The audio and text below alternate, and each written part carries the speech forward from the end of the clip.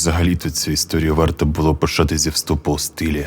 Дорогі друзі, будьте байдужі, почуйте крики про допомогу, пройдіть повз. Не підказуйте дорогу тим, хто заблукав, не давайте грошей безхатькам, не намагайтеся бути хорошими, ігноруйте будь-які прохання про допомогу. Дотримуйтесь цих простих вказівок, і тоді, можливо, вам пощастить у цьому житті не зіткнутися з людиною, якій не можна відмовляти. Вкотре переконуюся, що всі ці сучасні міські легенди та страшилки – повна фігня. Якісь інфернальні персонажі з інтернету, що перекочували в життя, нескінчені ритуали, правила та інша маячня. Ані тобі старої доброї 3 крапки в кінці, жодного простору для фантазії. Буває, коли бачу в мережі чергові обговорення страшних випадків із життя, на мене накочується хвиля сентиментальності і таки хочеться скинути камінь з душі, розповісти про своє життя, особливо коли ти 100% головний герой однієї з таких історій. Роками відучую себе від написання будь-яких відповідей в інтернеті. Досить звичайна практика. Беріть на озброєння, якщо що. Сенс простий. На тему, що вас зацікавило, або на чиюсь грубість, відповідайте спочатку в текстовий документ на комп'ютері. Перечитуйте свою відповідь наступного дня, і якщо у вас ще залишиться бажання викидати її в інтернет, то вперед. Але зазвичай вранці, у 99 випадках зі 100, усвідомлюєш як непотрібність теми, так і свої відповіді. Ось тому я й змушений писати сюди. Не знаю ще, опублікується кудись чи ні, але у формулюваннях і думках стримувати себе не буду. Це ж чорнетка. А людина, якій не можна відмовляти, міська легенда, що зробила мене заручником обставин, яким я є й донині. Здається, вперше почути її мені довелося від старшої сестри мого друга Міхи, схибленої на езотериці, коли ми залишалися в нього вдома на ночівлю. Літо перед 6 класом. У найтемнішу ніч року, коли нічні зорі не відрізнити від темряви навколо, своїм довгим і сизим загостреним нігтем із порожнечі істота, близька зовнішністю до людини, розрізає десь від нудьги простір, і тією ж нудьгою підштовхнута йде гуляти світом. І в процесі своїх мандрів простим людям вона постає в образі людини. Людиною вона стає лише формально, всередині неї безодня, нескінченна, глибинна і темрява. Шлях у простори, яких ніколи не торкалося світло перших у всесвіті зірок. Там щось близьке до пекла, але абсолютно байдуже до душ мертвих.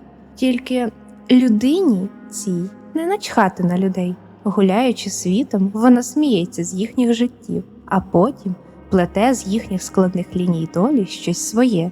Тієї ночі, коли сестра мого друга нам розповідала про неї, вона ще багато чого не знала. Ви не відрізнете її від звичайнісінької людини.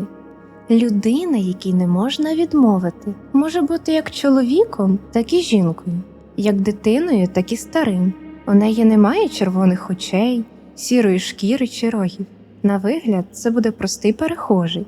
Зазвичай вона про щось просить або ставить запитання, але варто тобі заговорити з нею. Усе. Твоя доля більше тобі не належить. Вона сплете з неї для тебе ж зашморг, на якому ти згодом і повісишся. Скаже тобі якусь фразу, на кшталт «іди бомжувати» і все. І ти беззастережно підкоришся.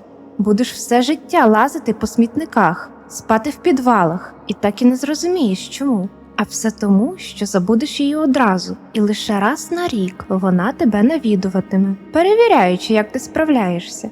Тоді ти на день її згадуватимеш і всі години до темряви плакатимеш про своє життя, бо його немає в тебе більше. Забрала вона його, а твою долю проживатиме хтось інший, нею зліплений з темряви.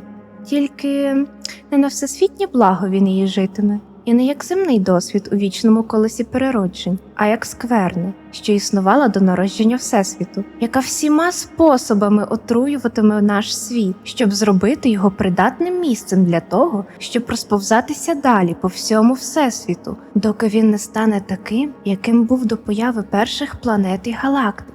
«Вона що, диявол?» – запитав настороженим голосом мій друг Міша. Ні. Диявол і Бог для неї просто бруд з-під нігтів. Вони для неї щось на кшталт комах, що живуть у банці. Вона будь-якої миті може їх знищити разом з їхньою безмежною могутністю. Найімовірніше, вони були першими, тими, хто не зміг відмовити. Зустріла одного з них і сказала: «Іди і до кінця віків будь Богом». А потім, коли натрапила на другого жартома «А ти йди і будь навіки вічні дияволу», сказала їм це, простір перед собою нігтем розрізала і зникла на мільйони років. А тепер тут ми, люди, в яких потроху від кожного. І від Всевишнього, і від Всенижнього. Ми як анекдот в анекдоті. Для її почуття гумору просто ідеальні кандидати. А наші бажання, страхи – усе це енергія, яка так необхідна її темним породженню. Бійтеся не її самої, а тих породжень, яких вона наплодила по землі. Зустрітися з нею у вас шансів мало, а от з тими, кого вона створила, з тими, хто замінив нормальних людей, цілком великі. Пам'ятаєте батька Свєти? Мама каже, він збожеволів через роботу. Бухгалтерія на підприємстві, постійні числа в голові, вічні перевірки тощо. Фігня! Я вам скажу, що було насправді. Йому довелося зустрітися з людиною, якій не можна відмовити. Катя з сусіднього Свєтиного під'їзду в той момент курила на балконі і все бачила. Вона бачила його і чула, що він, сказав батькові Свєт, він стояв біля дверей під'їзду, коли тато Свєти підійшов до нього і вимовив «Доброго вечора, дозвольте пройти». На що той повернувся і відповів «Дозволю, якщо порахуєш, скільки на небі зірок». І з того дня тато Свєти перестав розмовляти з людьми. Перший рік він ще жив з ними. Життям це назвати важко. Весь час він повторював нескінченні поєднання цифр і регулярно тікав з дому. А тепер ось намагається втекти зі стаціонару. Коли його в дурку закрили, ось тоді в нього дах поїхав конкретно. Він десь поцупив пальчикову батарейку, розгриз її і своїми ж зубами нажував цю батарейку на заточку, якою згодом і порізався. Кров'ю на стелі в палаті він написав своє власне небо, де були тисячі зірок із бризок крові, які нарешті можна було порахувати. А потім подібні зірки над його головою почали з'являтися з сечі та лайна, поки на їхнє місце не прийшли галоперидолові зірки, які, якщо він і рахує, то тільки про себе. І що, він вже ніколи не буде нормальним? Запитав Міха. Ніколи. І це ще не все. Потім, майже щовечора, доки Свєта не поїхала в інше місто, до неї приходив її тато. Не справжній, а той, який з собою нормального замінив. Він просив її скинути йому ключі від під'їзду. Свєта його жодного разу не бачила. Він то прямо під балконом стояв, то під гілками дерев, то десь збоку, поза видимістю. А потім у Свєти був день народження. Виходить вона вранці, а в неї під дверима на весь проліт крихітного поверху вуличний сміттєвий бак з величезним червоним бантом зверху, ніби дорога машина. Мало того, що не зрозуміло, як він взагалі туди потрапив. Він ніби в двері під'їзду навіть не пройшов би. А тим більше сходами не протиснувся. Так ще й на зло комунальникам, що потім це прибирали, виявився повним сміття. Сморід потім від помий, що натекли по кутках, ще місяць стояв. Ну і що, поліція спіймала того двійника? Ти чим слухав? Він не двійник. Він у якомусь сенсі більш оригінал, ніж первісна людина. Він як темний метелик, що вилупився з тіла людини, щось нове, підкорене вищій меті. Її несправжній тато зник, забравши із собою долю її батька, що лежить у дурці. А куди він зник? Ось тут найцікавіше. Кажуть, подібні люди йдуть кудись за місто, подалі від людських очей, збиваються там у зграї і чекають появи людини, якій не можна відмовити. І коли вона являє себе, то здатна диригувати ними. Вона змушує їх виконувати певні дії, які в сумі дають потрібний їй метафізичний результат. Кожна вкрадена доля в її руках стає чимось на зразок алгоритмів і чисел, якими вона програмує реальність, а разом з нею і плин часу. Підеш ось так одного разу по грибочки в ліс, вдихнеш трохи спотвореного часом повітря, що пролітає повз, і оговтатися не встигнеш, як постаріє в тебе одна легеня чи ніздря. Та досить гнати. Сестра мого друга розсміялася. Та жартую я. Вони потрібні їй насамперед як посудини. Я ж казала вам, у неї величезні плани на наш світ. І ось тому головне, щоб ви, бовдури, не стали частиною її планів. Тож коли я піду, сидіть вдома і нікуди не вилазьте. А якщо батьки зателефонують, скажеш, що я вже сплю. Закінчила вона, звертаючись до Міхи, і пішла. Тієї ночі ми не послухали її, і щойно стрілка годинника перевалила за північ, поперлися на вулицю в пошуках пригод. Крім Міхи, у якого ми залишалися на ночівлю, з нами ще був Єна, його приятель з двору. Єна був страшенно боягузливий, і після розказаної Міхіною сестрою історії до останнього благав нас залишитися вдома. Ну а ми, звісно, його не послухали. Містечко в нас не надто велике, з настанням ночі перехожі на вулиці рідкість. Район спальний, до центру приблизно 10 хвилин пішки. Навколо або якісь одноповерхівки, або старі двори. Мети як такої у подібних прогулянок не було. Важливим був сам факт – темрява, ніч, небезпека і невідомість. За традицією, кожної такої ночівлі ми виходили з дому і десь протягом години блукали вулицями. За цей час ми робили якісь капості, потім ми йшли до цілодобового кіоску, купували там чіпси та коло і поверталися назад. Так звані капості здебільшого мали нешкідливий характер. Одного разу ми зібрали всі лавки, що стояли біля школи, і вишикували їх рівними рядами перед головним входом. До цього, взимку того ж року, в одну з таких ночей перед входом зі снігу ми зліпили величезний хер, який за ніч так замерз, що бідолашному слюсареві вранці довелося розбивати його пожежним багром. За часів, коли вийшла гра Markekos Getting Up, ми малювали максимально недолугі графіті і всюди залишали свої криві теги. Але все частіше ми просто страждали фігнею. Дзвонили комусь у двері і тікали, стукали у вікна першого поверху і так само давали драпака. На подібне когось з нас брало на слабо. Злякаєшся чи ні? Міха підбив Єну постукати по колесу припаркованого біля дитячого майданчика джипа. Єна хоч і незграбно, з 5-го разу, але все ж упорався. Сигналізація заверещала, і звідти ми кілька хвилин бігли один за одним до наступного місця, де вже мене Міха підбив на нічну капость, постукати у вікно на першому поверсі. Білим днем я багато разів ходив повз те місце. Вікна біля ювелірного магазину з виступаючим парапетом. На такому парапеті, притиснувшись до стіни, можна було обійти увесь будинок. Розпластавшись, витягнувши руки вздовж стіни, я повільно рухався, підбираючись до заповітного вікна з гратами. Щойно я схопився за них рукою, ніс почав вловлювати неприємні нотки. З квартири тягнуло мертвечиною та вогкістю, при тому, що вікна були зачинені. Від цих відчуттів я хотів усе покинути і зістрибнути, але той самий юнацький максималізм не давав мені цього зробити, і я вирішив довести справу до кінця.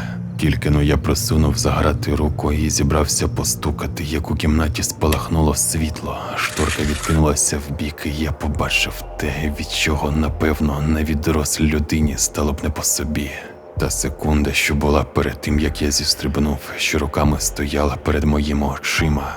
Як же хочеться вжити слово «фотографія», адже те, що я побачив там, у всіх сенсах відсилає до цього слова. Усередині кімнати, перед вікном був десяток людей.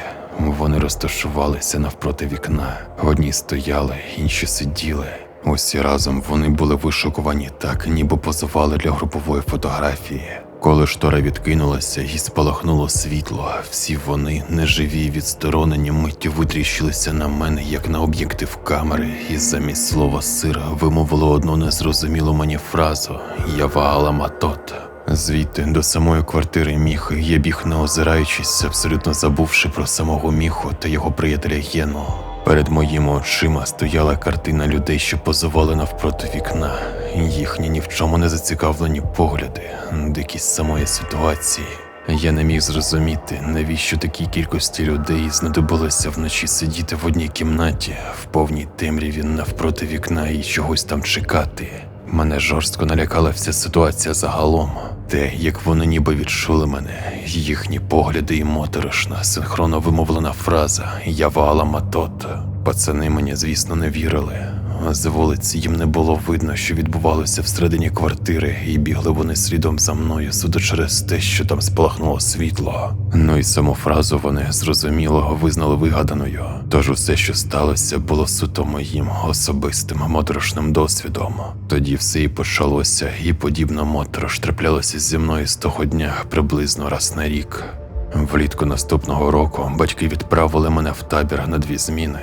Сам табір, наскільки пам'ятаю, називався «Чайка». 5-поверхова будівля, старий пансіонат. Навколишні пейзажі там були досить сумні. Наш табір знаходився на околиці туристичного селища, і вже одразу за ним була траса і кілька недобудованих баз відпочинку.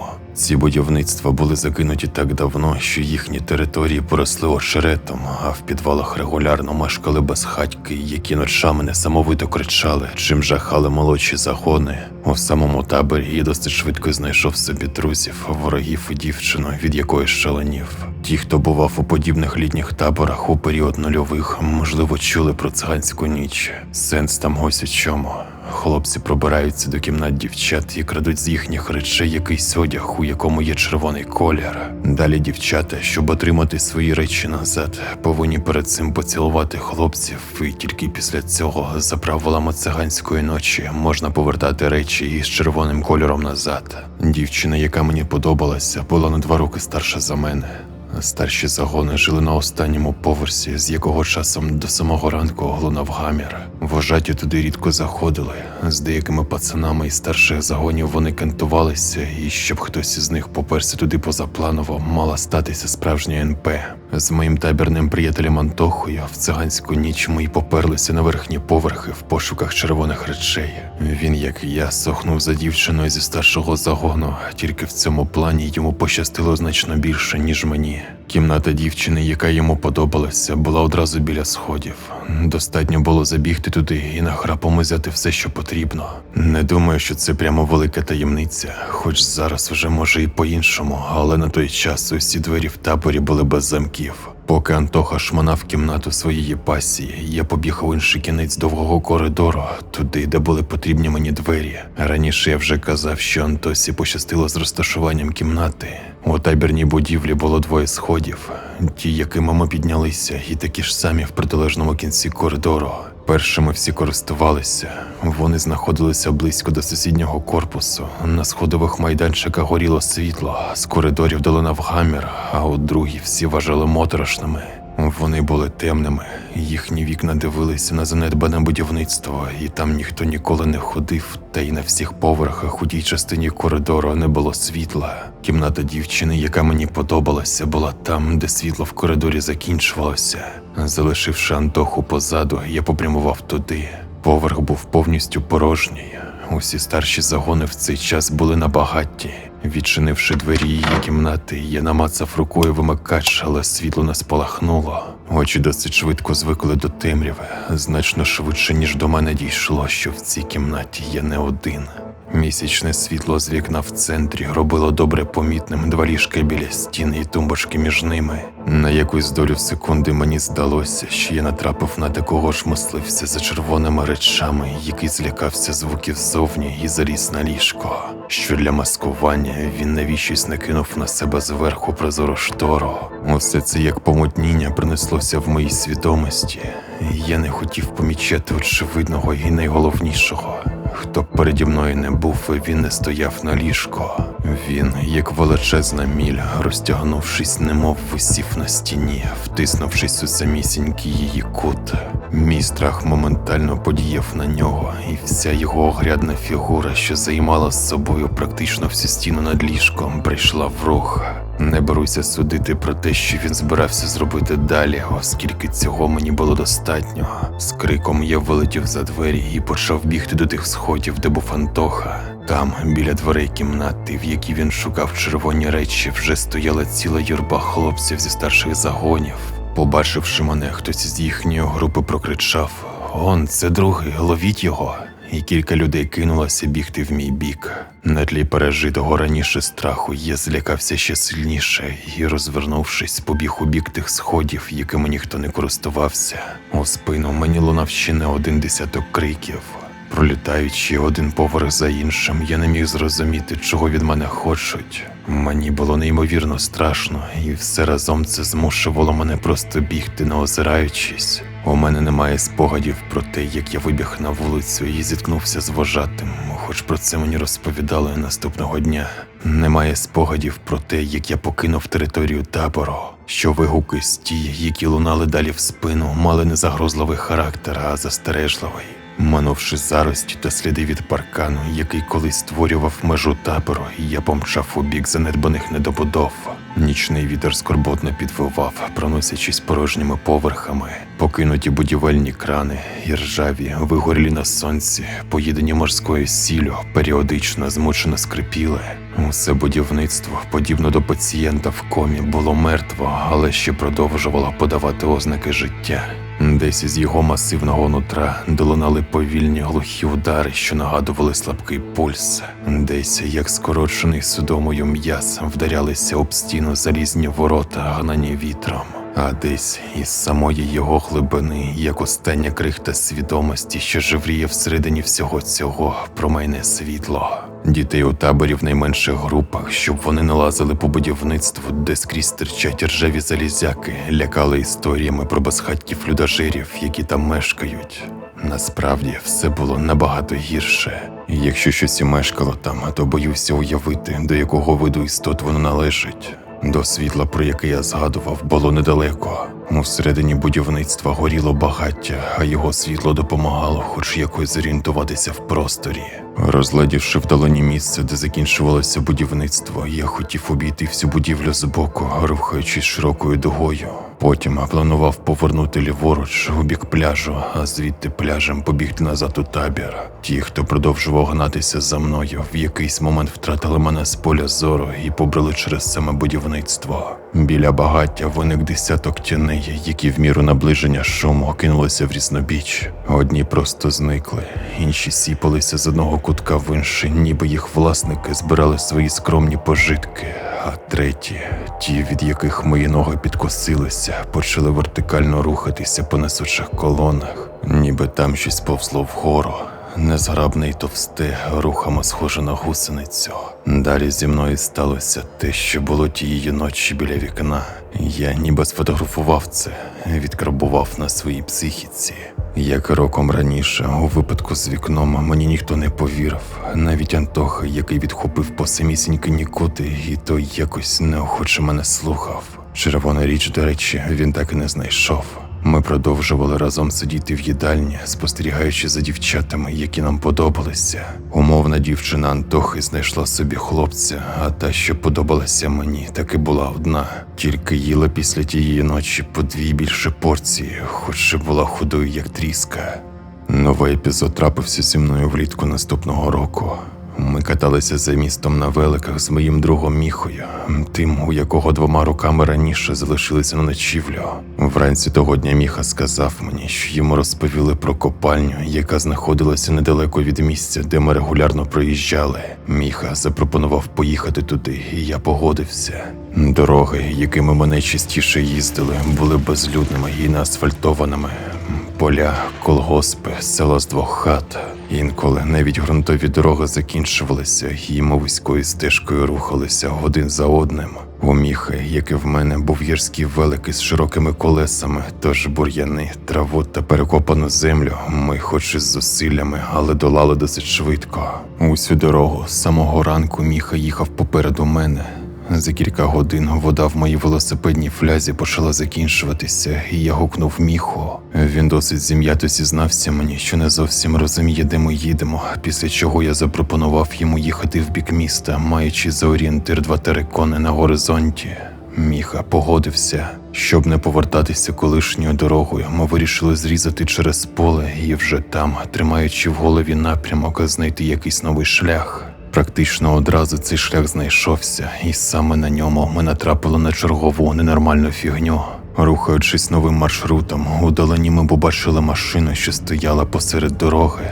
Здається, це була копійка чи шістка, чесно, не розбираюся. Спочатку я подумав, що там якась біда з колесом. Багажник, капот і всі двері в машині були відчинені. Лише в міру наближення я почав розуміти, що там щось не так. Навколо машини валялися старі, розкриті, бежеві валізи, вміст яких на десятки метрів по полю розтягнув вітер. Фотографії, книги, кроватки, сорочки, піджаки. Чим ближче ми під'їжджали, тим ненормальнішим ставало те, що відбувалося. Радянські дитячі іграшки, кастрюлі, парасольки, атласи, туфлі, розбиті банки з консервацією та виразний мокрий слід, що йшов у бік яру.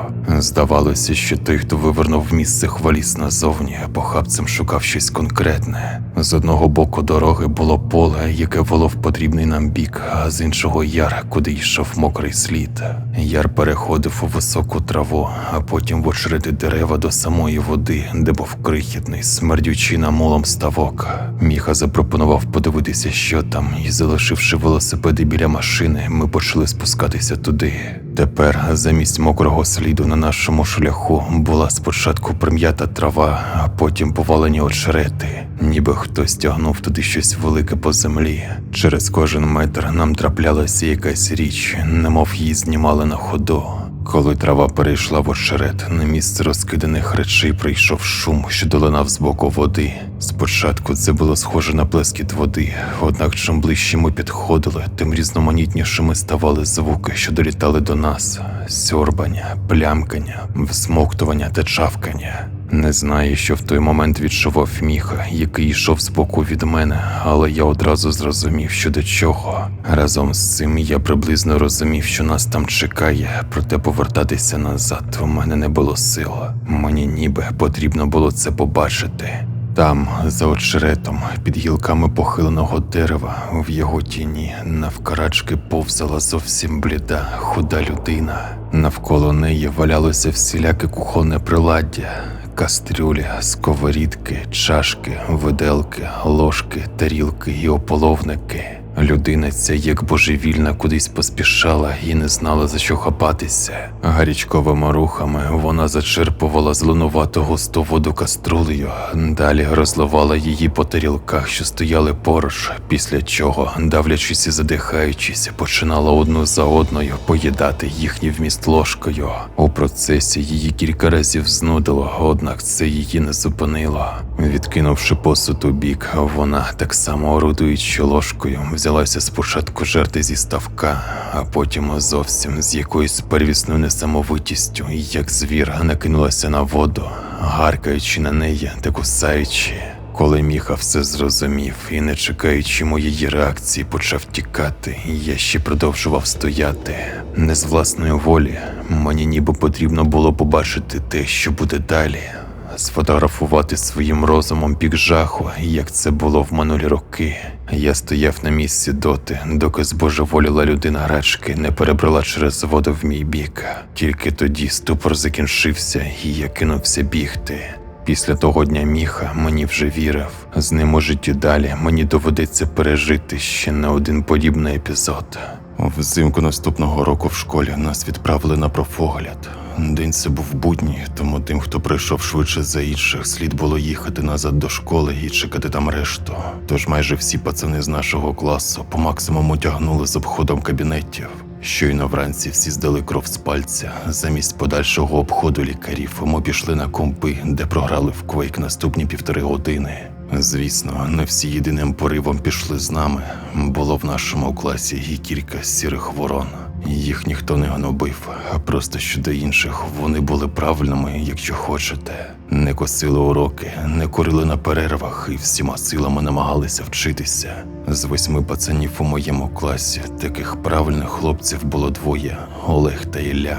Коли ми повернулися з компів, вони вже закінчували обхід лікарів, і їм залишалося всього пара кабінетів. Ми впали їм на хвіст і вирішили обходити лікарів з кінця, слідуючи за ними. В Олега був папірець з номерами кабінетів, куди слід було йти. Одні з останніх кабінетів у списку знаходилися в підвалі, недалеко від місця, де у всіх брали кров із пальця. Першим туди зайшов Ілля. Він був баскетболістом, під 1,90 м, і коли ми шокувалися на фізрі, він завжди за зростом стояв першим. Я ж зі своїми 1,74 м був 5-м. Переді мною стояв один хлопчина, який був за мене на пару сантиметрів вищим. Одразу за ним з 1,82 м був Олег. Щойно Ілля вийшов, а слідом за ним у кабінет зайшов Олег. Ілля, крутячи на пальці номерок, пішов у бік гардеробу брати куртку, а ми таки продовжували чекати, стоячи під кабінетом. Олега не було хвилин 30, якщо не більше. Що там можна було стільки часу робити, ніхто з нас не уявляв. А потім він вийшов, і вже будь-які слова були зайвими. Дивною ходою, якось по пінгвінячому, незграбно він прийшов повз нас. У мене в голові була одна думка. Ось воно, ось це відбувається. Я почав штурхати Міху, що стояв збоку. Той не одразу зрозумів, що я намагаюсь йому донести. А потім, у тому тьмяному, напівпідвальному освітленні, він примудрився збліднути так, що медсестра, яка проходила повз, поцікавилась, чи все з ним гаразд. Олег, що вийшов з кабінету, був нижчим за мене зростом. Коли він проходив повз нас, я буквально дивився на його маківку зверху. І це при тому, що він був у зимових черевиках з досить високою підошвою. Якимось немислимим чином Олег зменшився, став нижчим за мене та Міху зростом. Ми наздогнали його біля самого гардероба і почали розпитувати, чи все з ним гаразд і що там було взагалі. Він досить спокійно почав розповідати нам, як у нього заміряли зріст, вагу, розмір ноги, смак пальців, аромат м'яса і консистенцію плоті. Від такої відповіді ми навіть не знали, що сказати. Міха схопив його за плече і почав кричати йому в обличчя. «Який смак пальців? Яка консистенція плоті? Олеже, отямся! Ти що, взагалі не тямиш? Що вони там з тобою робили? Ти став нижчим!» Але Олег був якийсь зачарований, марив і повторювався. Тоді Міха присів навпочіпки і схопив його за ногу. Однією рукою він підняв штанину, іншою підштаники, а потім подивився на мене. Трохи вище ступні, там, де закінчувалися шкарпетки, бліді, явно не Олегові рідні ступні, були ніби пришиті до його ніг. Жодних швів чи шрамів, просто рівна лінія між двома абсолютно різними кольорами. Один – колір ніг небіжчика, інший – колір Олегового тіла. До нього ніби приліпили їх, вкравши при цьому його рідні ступні, а разом з ним ще кілька сантиметрів тіла. Про погляд того дня ми так і не закінчили. Олег, до речі, пішов після 9 класу в технар. Вже наступного дня його нові ноги ніби прижилися і мали однаковий колір з рештою тіла. Через це ми потрапили в досить дурну ситуацію в школі, коли перед усіма хотіли його викрити. Крім мене та Міхи, нікого навколо не збентежило його зменшення зросту. Хтось із наших однокласників, можливо розумник баскетболіст Ілюша, сказав, що це не Олег зменшився, а просто ми виросли. Але не він один такий розумник. Міха тоді теж висловив мені цікаву думку. А раптом це не Олегові пересадили ці загробні трупні ноги, а ногам пришили свого власного Олега. У 10 класі восени на Міху через дівчину наїхали типи з іншої школи і забили йому стрілку за коліями у місці, де в нас любили влаштовувати масові бійки та розбірки. І з самого ранку ми обдзвонювали своїх знайомих і збирали натовп. Стрілка була призначена на 7 годину вечора, і вже до обіду по району нас пересувалося близько 40 людей, а до 7 години до цього числа додалося ще 20. Величезним натовпом ми вишукувалися в призначеному місці і почали чекати. Із запізненням на 10 хвилин на протилежному боці залізничного насипу з'явився інший натовп. Більшість із них я так чи інакше знав. З кимось колись ходив на бокс, з іншими в мене були спільні знайомі. Там же намалювалися і старші з обох боків, і щоб уникнути масового побоїща, вони вирішили, що Міха і той тип, з яким у нього був конфлікт, мають вирішити свої питання сам на сам. Міха зняв курточку зі светром і, як близькому другові, довірив мені свої речі. Тут же хтось увімкнув на телефоні відповідний музон, і під підбадьорювальні крики вони спочатку довго ходили колами, а потім, коли бійка перейшла на землю, хвилин 10 боролися. Можливо, вони так би і продовжували боротися ще хвилин 30, доки хтось фізично не здохне, але їм завадив поліцейський бобик. Хтось із сусідів довколишніх будинків стуканув на таке скупчення людей, і без будь-яких криків усі люди з обох боків кинулися бігти хто куди. Побігли їм з Міхою, щойно він підвівся з землі і накинув на себе куртку. Ми попрямували в протилежний від мантів бік, щоб перебігти залізничні колії і загубитися десь у дворах. Але, як назло, на нашому шляху з'явився потяг з нескінченими вагонами вугілля. У тому напрямку, куди він їхав, був невеликий переїзд і маленький міст, тому швидкість у потяга була не надто великою. Міха запропонував зачепитися за нього і приїхати до переїзду і вже там зістрибнути. Я погодився. Кілька хвилин потяг дійсно, здавалося, зменшував швидкість, однак біля самого мосту, де були високі насипи каміння, він чомусь навпаки почав розганятися. Ми надто пізно усвідомили, що прогавили вікно для стрибка. Потяг мчав на повному ходу, навіть не думаючи сповільнюватися. Тоді ж почало темніти. Міха, зазвичай такий спокійний, почав жорстко панікувати. Йому здавалося, що ми ось-ось поїдемо в інше місто, а був уже вечір і наближалася ніч. Мені, як і Місі, почали дзвонити батьки, і я, як і він, не брав слухавку. Ми їхали й їхали, тримаючись за драбини, що стирчали збоку від вагонів. За моїми відчуттями, без перерви ми проїхали 2 години, а потім потяг почав пригальмовувати, поки нарешті не зупинився зовсім. Сотня важких ударів прокотилася по вагонах, після чого настала тиша. Ми були незрозуміло де, вночі, в якомусь розкислому полі, без можливості зорієнтуватися, з парою телефонів, на яких був відсутній мобільний зв'язок. Міха почав світити ліхтариком по сторонах, сподіваючись знайти хоч щось, що натякне нам на те, де ми взагалі. Я запропонував просто йти вздовж колій назад, і Міха погодився. Сама ситуація була досить моторошною, і в дорозі, щоб хоч якось відволіктися від того, що сталося, ми перший час намагалися жартувати. Блін, мене, схоже, знову покарають. То цигарки, тепер це. З роздратуванням усвідомлював Міха. Мене теж. Тільки нещодавно зняли заборону на комп, а тепер, схоже, знову доводиться жити без нього. Може, це якась особливість людини, може, це тільки ми такі унікуми, але в такій тривожній і моторошній атмосфері, в повній темряві, невідомості, ми не придумали нічого кращого, ніж переключитися на обговорення всякої моторошної фігні. Згадали і про Олега, що зменшився, і про те, як здичавілий чоловік жер ложкою воду. Потім я згадав табір, і нарешті розмова дійшла до найпершої ночі та розповідей його сестри про людину, якій не можна відмовляти. «А як ти думаєш, вона взагалі існує?» – запитав у мене Міха. «Не знаю», – відповів я. «Хочеться вірити, що ні. То як тоді пояснити всі ці страшні події? Бурхлива уява, міські божевільні, глюки?» Ніби переконуючи самого себе, говорив я. «Ні, ну правда, раптом вона все-таки існує», – сказав Міха. «Знаєш, що ще мені сестра потім розповідала? Вона сказала, що люди виконують для неї певні важливі функції, які вона сама виконувати не може. Ось ти описував свій переляк як стоп-кадр і фотографування жаху. Раптом це якимось боком стосується і тебе. Ну і я до того, що раптом ти той, хто має лякатися. Сама ж вона не може боятися, правильно? І їй потрібен хтось, хто цим займатиметься. Збирати для неї пережиті моторошні епізоди з життям, як фото. Все, перестань. Я правда зараз не хочу говорити про це. Без образ, продовжив Міха. Але мені здається, вся ця фігня відбувається не просто так, і ти якимось чином пов'язаний з нею, як носій. Пам'ятаєш ту ніч? Пам'ятаю, відповів я. Ти ж казав, що всередині були люди, які сиділи так, ніби їх зараз почнуть фотографувати. Що вони побачили тебе, і після цього все почалося. Що вони ще там якусь фразу дивну сказали. Вона ще як заклинання звучала.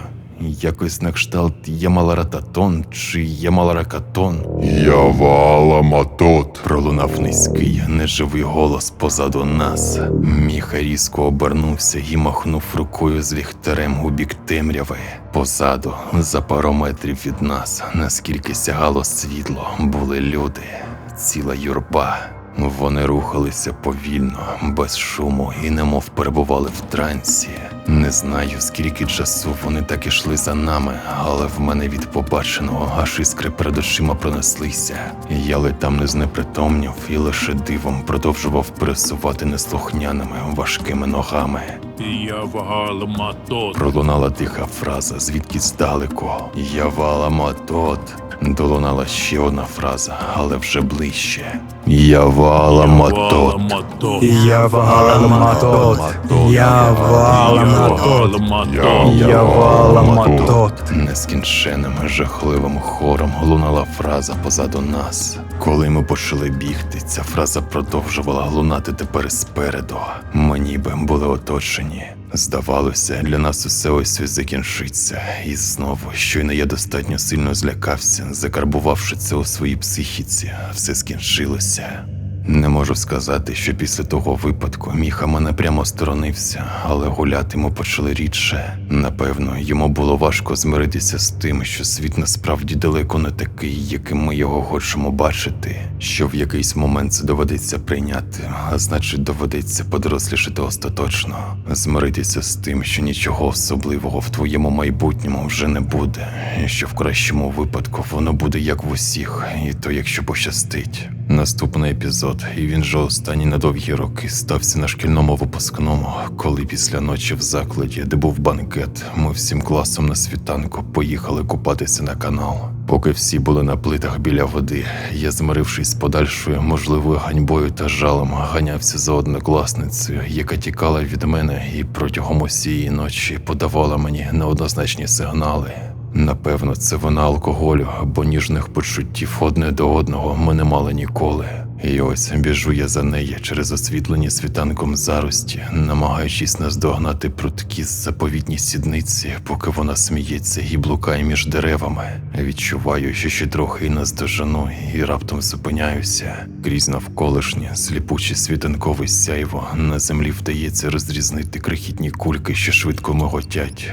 Миші. Розглядівши їх, я миттю забув про свою однокласницю, яка все так само регочучи продовжувала тікати в глиб густіших заростей. Мою увагу цілком і повністю поглинули миші. Усі вони ніби рухалися в одному напрямку. Спостерігаючи за ними, я пішов слідом. Ідучи за мишами, за кілька хвилин я вийшов на невелику галявину, де на камені сидів чоловік і ліниво рухав вказівним пальцем з боку в бік. Від побаченого я буквально замерз. Сотні мишей перед цією людиною стрункою лінією рухалися спочатку в один бік, здійснювали стрибок, а потім так само синхронно бігли в інший. Він ніби диригував ними. Помітивши мене, цей чоловік повернувся і якось сонно заусміхався. «Підходь, не бійся, можу навчити, якщо хочеш». Тільки я нічого відповідати не став. Я все зрозумів. Зрозумів, що переді мною людина, якій не можна відмовляти. Що зараз вона мені щось каже, і я буду беззастережно робити це до самої смерті, поки в цей час мою долю проживатиме хтось інший. Я втік звідти і думав, що зміг обдурити життя. Думав, що все скінчилося. Роками я переконував себе, що так і є, що я перший, хто зміг розірвати це порочне коло, але я помилився. Усі ці роки навколо мене продовжувала відбуватися фігня. Просто я її уникав, ігнорував, вдавав, що не помічаю.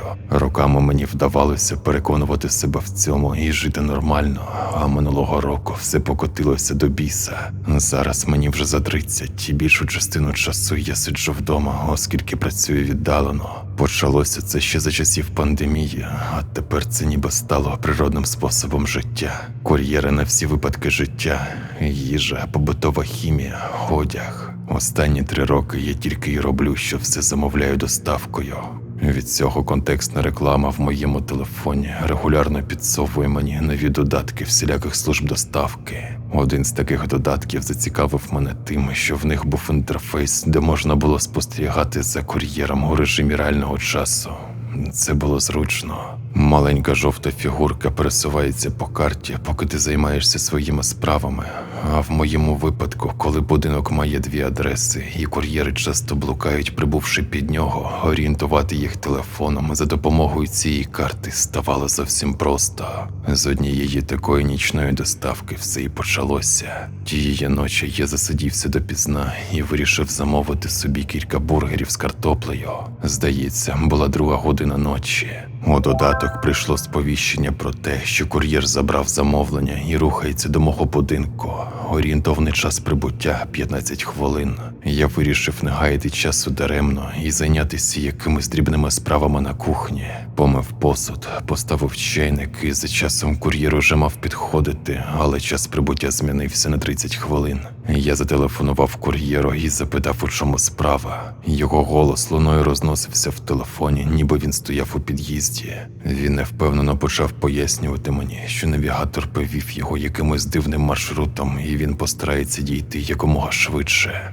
Жовтий чоловічок на карті був недалеко від мого будинку, але при цьому, крокуючи, зовсім не рухався за маршрутом. Я збільшив карту і придивився, намагаючись зрозуміти, куди він забрів. За картою він був на головній вулиці, біля магазину, від якого до мого будинку 5 хвилин пішки. Нарешті, через півгодини, чоловічок на карті опинився біля моєї адреси, і мені прийшло сповіщення, за яким пролунав дзвінок. Кур'єр ніяк не міг зрозуміти, де мій під'їзд, і просив вийти на вулицю. Усі мої спроби йому щось пояснити не давали результату.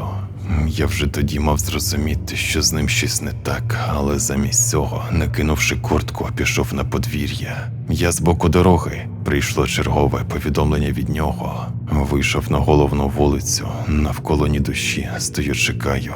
Відкрив додаток.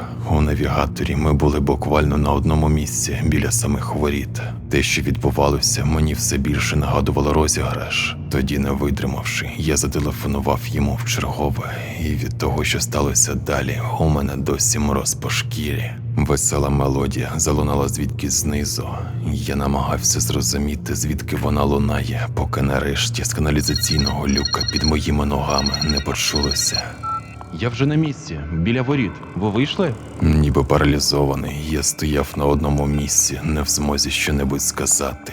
І я почав розуміти, що нічого не скінчилося, що вони завжди були поруч, і ніби на підтвердження цьому, кришка каналізаційного люка піднялася і відсунулася вбік, після чого в мій бік полетів паперовий пакет із їжею. Пакет був розм'яклий, просочений каналізаційною водою. Він з неприємним звуком гепнувся поруч, і тільки тоді бліді руки потягнули кришку каналізаційного люка назад. Я все чекав якогось пояснення, але його не було. Ніхто таємничим чином після всього, що сталося, не з'явився в моєму житті, щоб відповісти на мої запитання. З усіх людей, з ким мені протягом життя доводилося спілкуватися, регулярний зв'язок я продовжував підтримувати тільки з Міхою. Коли я написав йому, він запропонував зустрітися. Останні кілька років він був волонтером і займався стеженням за незаконною вирубкою лісу. У його розпорядженні був дрон Mavic і невеликий новинний ресурс, який висвітлював проблеми довкілля. Коли ми перетнулися, я розповів йому про те, що трапилося, і свої думки щодо цього, на що Міха відповів таке. «Я давно хотів тобі не писати про це, але не хотів ворушити минуле. Не знав, як ти це сприймеш», – сказав він. «Поїхали, тут недалеко, хочу тобі щось показати». Ми сіли в його тачку, і він поїхав за місто, туди, де починався ліс. Коли ми приїхали, з багажника він дістав кейс з дроном і, сидячи на водійському кріслі, через ноутбук запустив його. Повернувши ноутбук у мій бік, він почав говорити. Приблизно рік тому я натрапив на це вперше. Не знаю, як подібне правильно назвати. Загалом зараз усе сам побачиш. Вони щодня там. Хвилин 5 перед нами були однакові верхівки дерев, а потім у глибині лісу показалася рівна галявина. «Ось, дивися, вони вже збираються», – сказав Міха і зробив так, що дрон завис у повітрі, охоплюючи своєю камерою всю галявину. На величезній галявині під дроном знаходилося кілька тисяч людей. «Зараз почнеться», – промовив Міха. Щойно він сказав це, вся юрба прийшла в рух. Спочатку вони безладно носилися з боку в бік, а потім переді мною утворився справжній сюжет, і я ніби дивився за відкриттям Олімпійських ігор. Люди на галявині складалися в гігантських істоти будівлі, які ці істоти пожирали. Зображували стихії та небесні тіла. Вони робили це майстерно, абсолютно ідеально. Усе кружляло, рухалося і переміщалося з шаленою швидкістю. «Ось, зараз буде, дивись». Спочатку з'явилася літера «Я», потім «В», далі «А». Я вже знав, яке слово вони складають по літерах, і менш ніж за хвилину воно було перед моїм поглядом. «Яваала Матот», Міха сказав. «Знаєш, я багато думав про те, що сталося, про те, що взагалі це все означає, і мене відвідала одна абсолютно божевільна думка. Раптом та людина, якій не можна відмовляти, про яку ми чули, стала такою, тому що одного разу зустріла людину, якій не можна відмовляти. Зустріла того, кому вони це показують», – сказав він і вказав пальцем на небо. «А це слово – її справжнє ім'я. Адже навіщось вони це роблять щодня. Який у цьому сенс? Раптом вона лише пішак у всій ці нескінченній демонічній грі. Що якщо вона з тих, у кого людина, якій не можна відмовляти, вкрала долю, а десь там, з глибини вічності, справжня людина, якій не можна відмовляти. Цей Яваала Матот спостерігає за нею і регоче. Міха продовжив і далі роздумувати вголос, перераховуючи всі можливі здогадки. Я ж мовчки спостерігав за сюжетами, що швидко змінювали один одного на моніторі. У той момент у моїй голові одна за одною з'являлися власні неприємні здогадки. Мені почало здаватися, що моя зустріч з людиною, якій не можна відмовляти, вже сталася нескінченно давно, і я просто її не пам'ятаю. Що десь по землі блукає справжній я, який одержимий виконанням нескінченного покарання, а я лише його темний двійник, що імітує свідомість, у якого в житті одна функція – збирати в собі пережитий жах і накопичувати його для якоїсь моторошної, невідомої мені вищої темної мети.